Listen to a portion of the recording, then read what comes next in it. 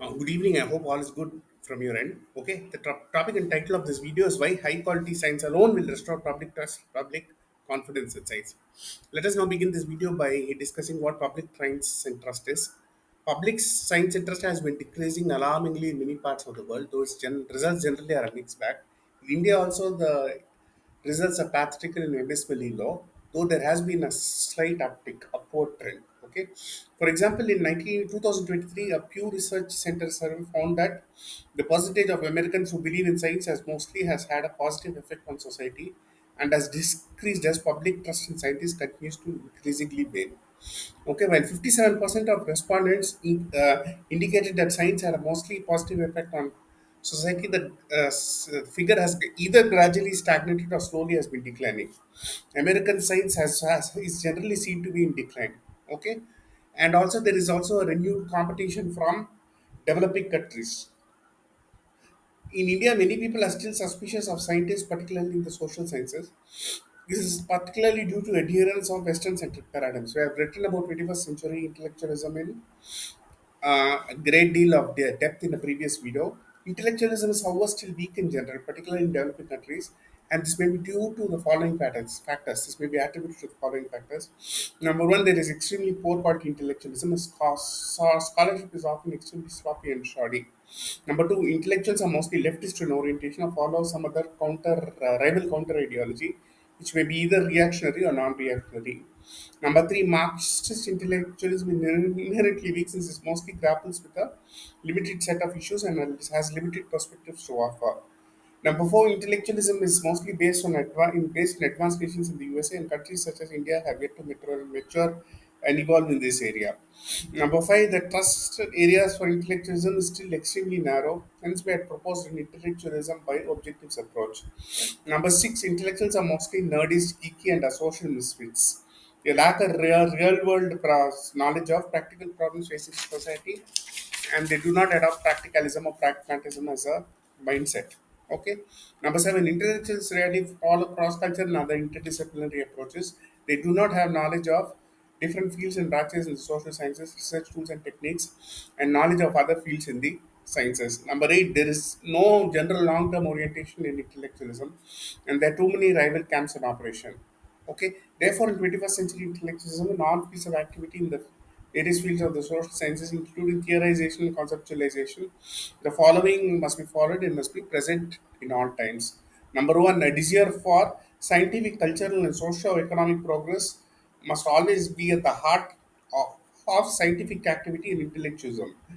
People must always be at the heart of all meaningful research activities. Number two, are concepts and theories such as the theory of social cultural change, structured as apperception techniques, cultural frame of reference, ethnography of infiltration, mind orientation, cultural orientation, mind space, identity theory, etc., must always be borne in mind and used whenever necessary. Number three, truly globalized teams must be used in research. Refer our paper on cross-cultural research design for a more comprehensive overview. Number four, inductive approaches will be followed wherever applicable, as discussed in our papers with grounded theory and exceptionalism. Number five, fieldwork driven approaches must be followed wherever applicable with the collection and analysis of raw data. Number six, we must guard against excessive theorization under any circumstances, especially where they do not make any sense or have limited explanatory power. Number eight, universal applicability of theories, frameworks, and paradigms must also be ensured at all times. Number nine, unnecessary careerism and rivalry must be eschewed at all times. There must be institutional coherentism at all times. Number 10, eschewing intellectual nerdism and ivory tower approaches is a must for meaningful and sustainable progress. Number 11, desire to do good to science and to society or individuals must be present at all times. They must be applied meaningfully and productively at a universal level of culture, level of the individual. Number 12, scientific methodologies, tools, and techniques must always be followed, including qualitative and quantitative social science research techniques, such as interviews, questionnaires, surveys, focus group discussions, panel studies, cohort studies, quantification techniques, etc.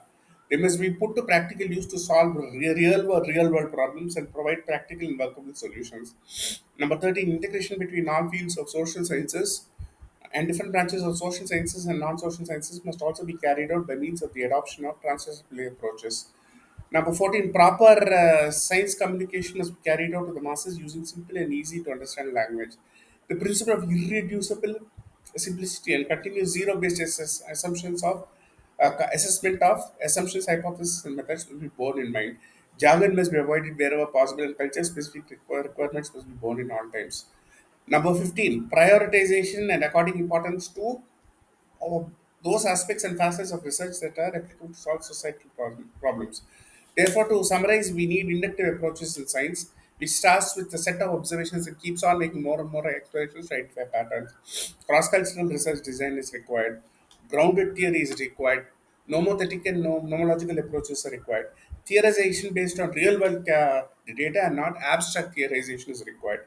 Ethnography generated data is required for theorization. Emic perspectives are required.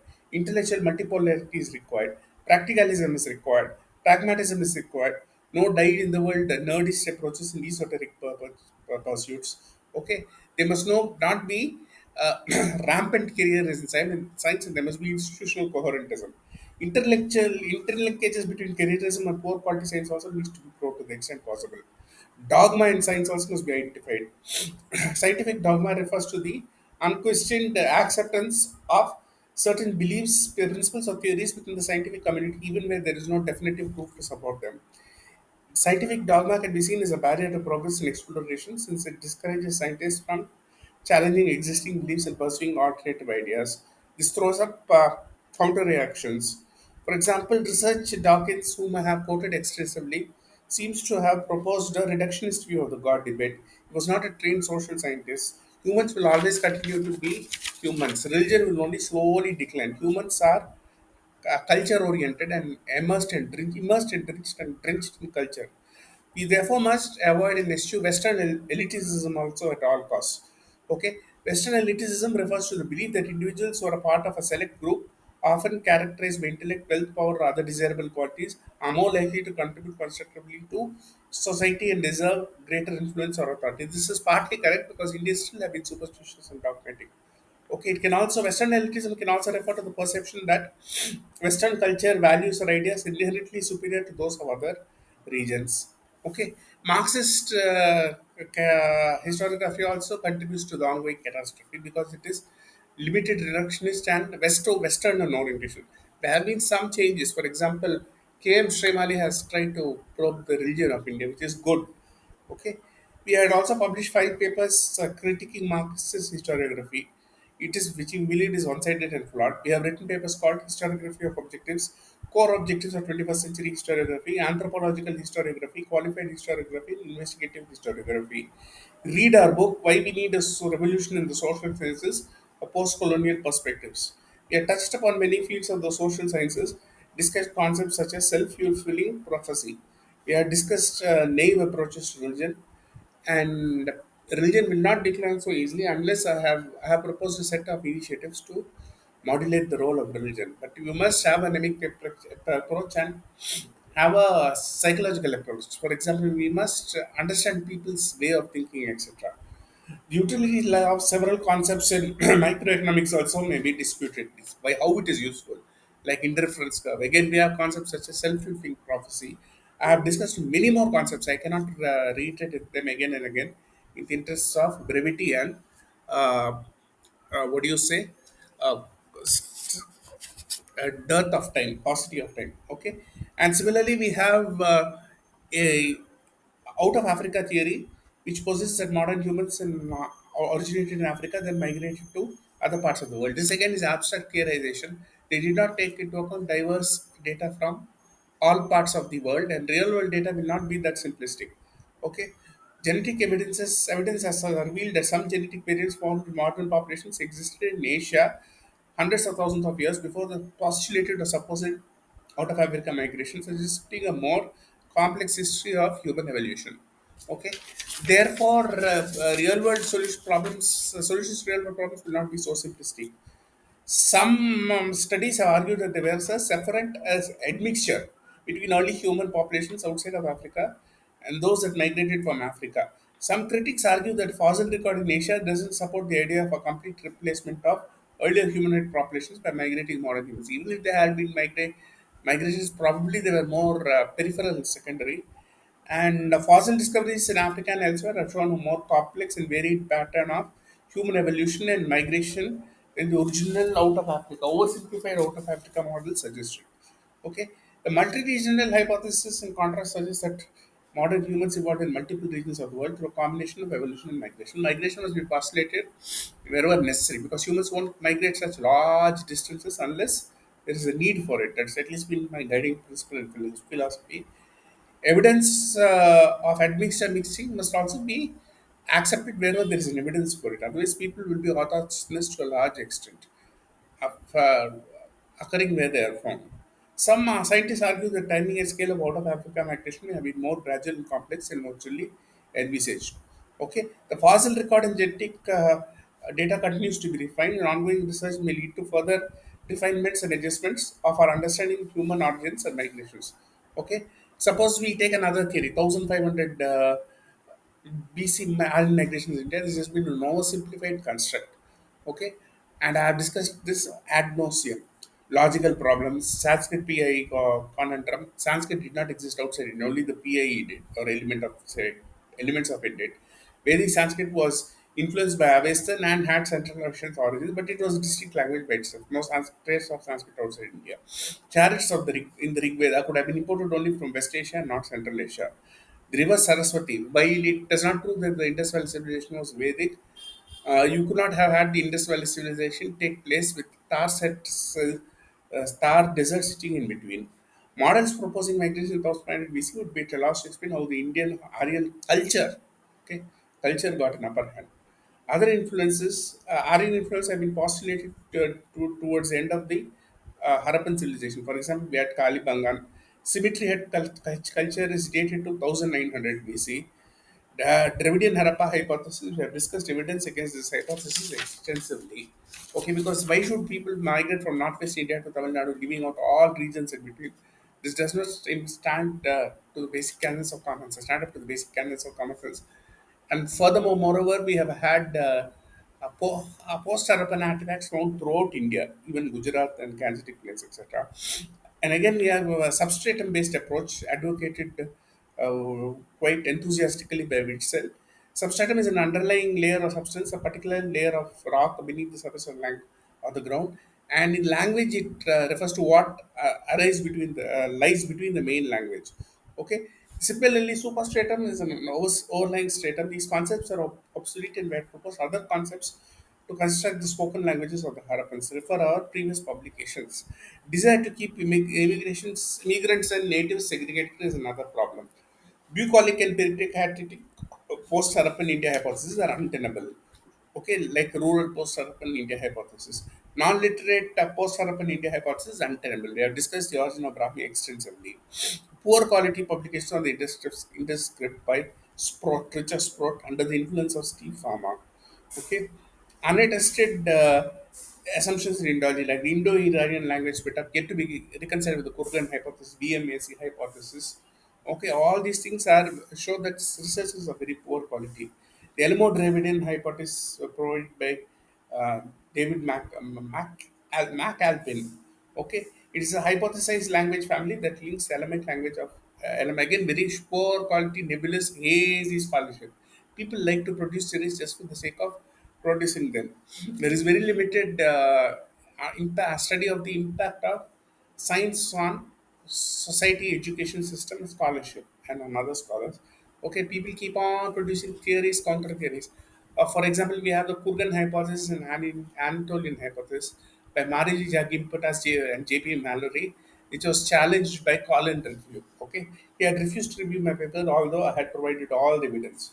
Okay, and element is again generally accepted by scholars to be a language isolate, unrelated to other known languages. Okay, and there have been later versions of uh, this Elmo-Dravidian hypothesis, entailing a classification of Brahmi is more closely related to Aramite than the remaining Dravidian hypothesis. All this is nebulous hazy. Actually, we should keep on reconciling, constantly reconciling contradictory data. This is the right way to go. Okay, and the linguistic scenario in northwest part of South India is also very complex indeed, with large number of different types of languages existing. Okay, And the Brahmi people who speak a Dravidian language and Balchis Faksa, which form a small part of the population in northwest India, have two main theories about the origin of their language. One theory suggests that the remnants of the original Dravidians migrated to India from the northwest of India, 3rd million BC. I don't think there's any shred of evidence for this, and remained in northwest part of India. Another theory proposes a more recent migration, probably from Central Asia after 10th century CE. Again, Brahmi speakers are small in number. Brahmi speakers resemble people of northwest India. Brahmi may not be a Dravidian language at all. All assumptions regarding grouping and classification of language needs to be revisited. IE at best may represent a clutch of interrelated languages. Models may be based on obsolete and archaic paradigms such as the out of Africa theory. Poor quality science leads to counter reactions. For example, we can make progress in developing countries and other parts of the world. There is no need to rely on Western scholarship alone. For this, we need a objectivity in mindset, and we must shun and eschew all signs of what do you say, religious inspired, religious driven thinking. For example, Lucien Revy-Brou, who is a French sociologist, lived between 1857 and 1939, spoke about the primitive mind of non-Western peoples, but time has now come to prove him wrong. I was positively horrified by Gregory Purcell's review of work in 2007. He is a competent archaeologist but lacks any knowledge of India and lacks any objective temperament or mindset. Therefore, there needs to be a huge change from all sides. Casting of the legacies of colonialism will lead to a major boost in scientific knowledge, but it must not be replaced by colonial constructs. This is actually the gist of a statement stated by Edwin Bryant, who's an Indologist, Western Indologist, very objective and very up to date. But yeah, but he's been sidelined because his views didn't align with that of the Western colonial ideological orthodoxy. With this, I end my speech. Thank you very much. Bye.